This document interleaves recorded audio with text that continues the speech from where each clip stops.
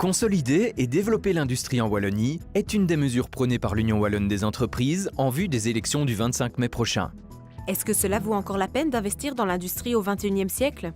On observe que les économies les mieux portantes sont celles où l'industrie est la plus forte. En dépit des crises qu'elle traverse, l'industrie est le meilleur moyen d'ancrer l'emploi et le savoir-faire. Par ailleurs, elle constitue un socle sur lequel peut se construire et se développer le secteur des services.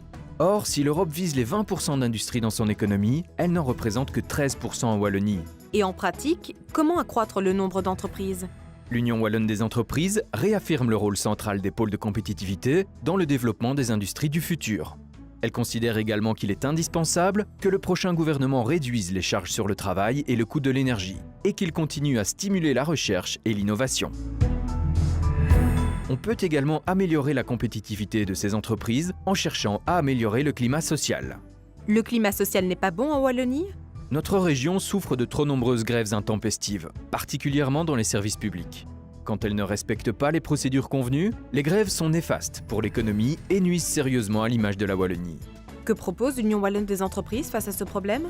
Si les grèves sont légales sous certaines conditions, elles entraînent fréquemment des infractions. Il faut mieux concilier le droit de grève avec les autres droits, tels le droit de circuler, le respect de la propriété ou le droit de travailler, qui ne sont pas moins importants que le droit de grève. L'Union wallonne des entreprises propose également d'établir un baromètre du climat social en Wallonie.